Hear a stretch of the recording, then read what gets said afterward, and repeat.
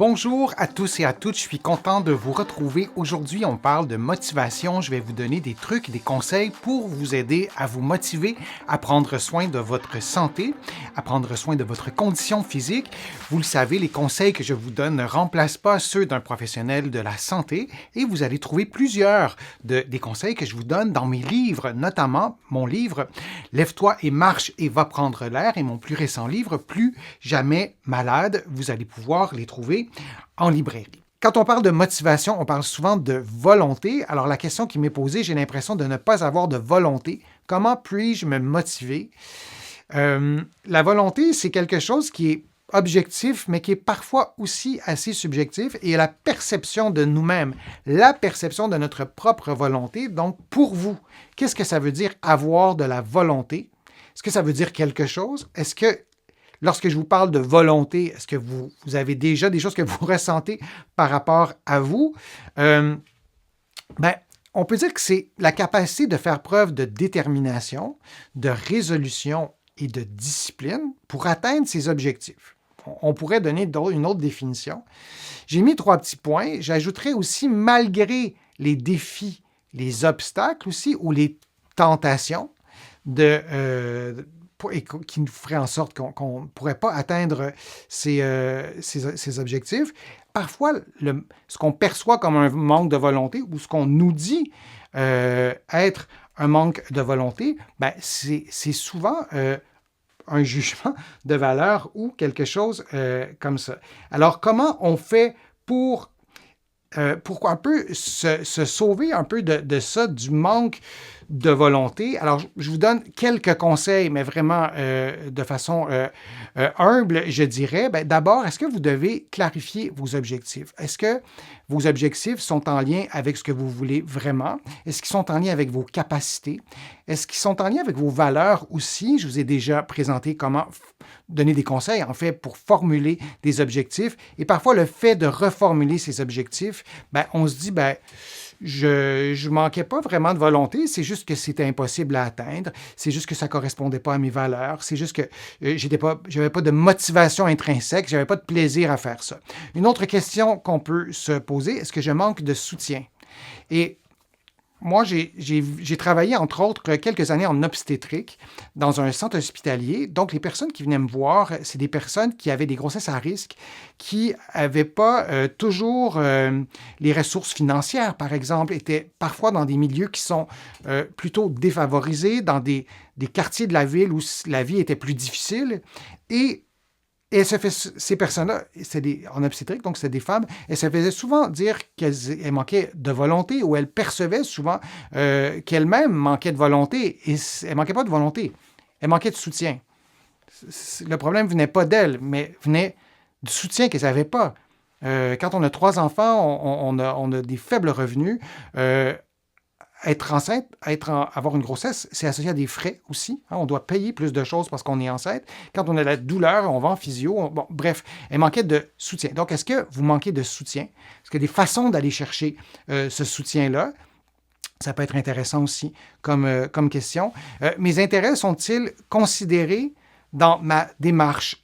Est-ce que ça m'intéresse, cette démarche-là, au sens premier du terme? Est-ce que c'est lié à mes intérêts?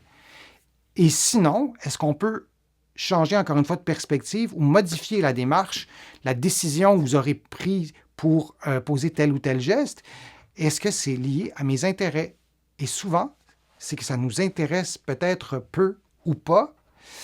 Est-ce que j'ai entre guillemets, un problème avec l'intérêt? Est-ce que c'est difficile pour moi de m'intéresser à quelque chose? Je ne vous ai pas souvent parlé de troubles de la personnalité, mais il y a des types de personnalités qui ont beaucoup de difficultés à s'attacher, qui ont beaucoup de difficultés à s'intéresser à quelque chose. C'est parfois même physiologique, c'est lié aux neurotransmetteurs dans leur cerveau. Ça peut être lié à plusieurs choses. Je ne suis pas psychologue, je suis physiothérapeute. Sauf que les personnes qui me disent « moi, je n'ai pas de volonté », on peut se poser la question s'il y a un manque d'intérêt. Et si ce manque d'intérêt-là peut être corrigé, et si le manque d'intérêt est peut-être lié aussi aux caractéristiques de la personne. Est-ce que la peur de l'échec me paralyse? Parfois, la perception du manque de volonté provient de cette peur de l'échec. Donc, on n'ose pas passer à l'action.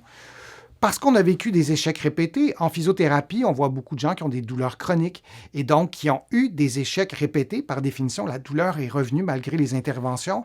Et parfois, ça nous éteint. Et parfois, ça nous éteint parce qu'on a peur de l'échec. Et quand je dis peur de l'échec, ce n'est pas une peur bête de l'échec, c'est une peur, dans l'exemple que je vous ai donné, que la douleur revienne et parfois encore plus fort. On peut faire la même analogie avec la perte de poids. Ça vous est peut-être déjà arrivé de suivre un régime, des diètes, de perdre du poids, d'être heureux ou heureuse, de vous regarder dans le miroir, de vous aimer plus comme ça. C'est un vaste sujet, la perte de poids, et de s'aimer, d'aimer son corps aussi, et d'accepter la diversité corporelle. C'est un vaste sujet, mais quand même, et de reprendre du poids, de vivre cet échec-là, et je caricature un peu, mais de vous aimer encore moins. Donc, c'est pas juste la peur bête de l'échec, mais c'est la peur aussi de la conséquence d'un échec ou d'un échec perçu même, parce que parfois, on perçoit des choses comme des échecs qui ne s'en sont pas. Est-ce qu'il y a des éléments négatifs qui sont des sources de procrastination? Quand on manque de volonté, parfois, il y a des éléments qui vont nous pousser à ne rien faire, à procrastiner. Est-ce qu'il y en a des éléments négatifs? Est-ce que la peur est là? Est-ce que la honte est là? Est-ce que la tristesse, la dépression est présente en quelque part dans votre vie ou dans votre entourage? Ou le fait de passer à l'action pourrait être associé à des éléments négatifs? Là aussi, on pourrait donner beaucoup d'exemples, mais on peut se poser la question, est-ce qu'il y en a des éléments négatifs? Et les éléments négatifs, en général, ça ne nourrit pas la motivation. La peur, ça peut nourrir la motivation de façon très circonstancielle et à court terme. On a peur de quelque chose et si on pose l'action, on va pouvoir se sauver en quelque sorte, mais c'est à court terme. En général, les éléments négatifs, c'est plutôt démotivant. Et est-ce que vous vous valorisez? Est-ce que vous vous dépréciez? Est-ce qu'à travers la démarche que vous avez choisie, c'est quelque chose qui pourrait vous valoriser? Encore une fois, c'est un psychologue qui pourrait ajouter plein de détails qui pourraient évaluer tout ça, mais on l'entend auprès de nos patients et nos patientes qui se dévalorisent pendant l'évaluation. On leur pose la question, est-ce que vous faites de l'activité physique? C'est une question qui va avec la taille, la fréquence cardiaque, la température corporelle, le niveau d'activité physique, etc. Ce n'est pas un jugement, c'est quelque chose d'objectif. Et on va avoir souvent la réponse « Oh non, non, j'en fais pas assez, bon, j'ai pas de volonté, j'ai essayé, j'y arrive pas, j'ai démissionné. » Donc, est-ce que vous vous dévalorisez? Et pourquoi vous vous dévalorisez? Peut-être que ça pourrait être intéressant d'envisager une démarche accompagné d'un professionnel de la santé, d'un psychologue, par exemple, et c'est important de se valoriser. Et tout à l'heure, dans ma définition de la culpabilité, je cherchais une diapo que j'ai probablement effacée par erreur, et là, ça me revient. Et la culpabilité, ça vient aussi avec le sentiment parfois de vouloir ou de devoir être un super-héros, d'être quelqu'un qui n'est pas soi et d'avoir à performer, d'avoir à aller au-delà de nos capacités, ce qu'on ne peut pas faire. Et j'ai mis volontairement cette illustration-là. C'est quelqu'un, entre guillemets, de normal, c'est probablement pas un monsieur muscle comme on voit tant sur les réseaux sociaux. C'est probablement pas quelqu'un de parfait, quelqu'un qui... Donc, on nous en voit vraiment souvent et c'est presque impossible de l'éviter dans la publicité, c'est comme ça. Je vous ai souvent parlé des banques de photos que je consulte pour construire mes directs. Il y a des stéréotypes, mais c'est infini. On parle de l'intelligence artificielle qui peut construire des illustrations, des photos si on inclut des mots-clés. On a toujours des gens qui sont musclés, en forme, des lèvres pulpeuses, des gens minces. Donc, c'est pas anodin. Donc, tout ça nous renvoie une image parfois négative de nous-mêmes parce qu'on valorise, on ne valorise pas la normalité en quelque sorte. Et c'est toujours un peu triste de voir, même sur des chaînes YouTube de professionnels de la santé, où on ne voit que des corps minces, que des corps musclés, que des gens en apparence parfaits, à peu près du même âge, à peu près la même couleur de peau. Bon, tout ça, est-ce qu'on se valorise? Et comment on le fait? Alors ça, c'est un vaste sujet, mais dans le manque de volonté, il y a parfois le manque de valorisation aussi. Et sans sans prétendre être un psychologue, comme je vous le dis, on l'entend, on le voit même dans nos évaluations. Et quand c'est le cas, moi, j'en profite pour parler du travail de mes collègues psychologues, psychothérapeutes, psychoéducateurs. Et parfois, quelques visites, ça fait une énorme différence et ça change tout. Et quand on peut nourrir la motivation, que ce soit en physiothérapie, dans mon travail auprès de mes patients, ou que ce soit avec d'autres professionnels de la santé, ça permet à la personne de passer à l'action et de prendre soin de sa santé. J'espère que les conseils que je vous ai donnés aujourd'hui vont vous être utiles pour nourrir votre motivation. J'espère que vous allez pouvoir être motivé dans ce que vous allez entreprendre. Vous allez trouver beaucoup d'informations sur la motivation dans mes livres que vous pouvez trouver partout au Québec, mais aussi de l'autre côté de l'Atlantique.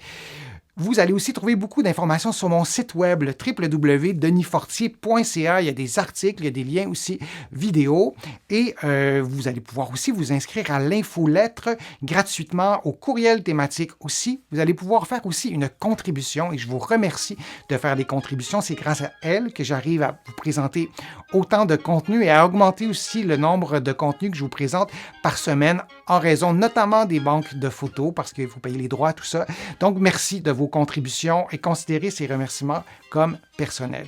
Alors, je vous dis à un prochain direct, à une prochaine fois. Restez motivés et n'hésitez pas à réécouter certaines vidéos si ça vous aide à rester motivé et à bientôt.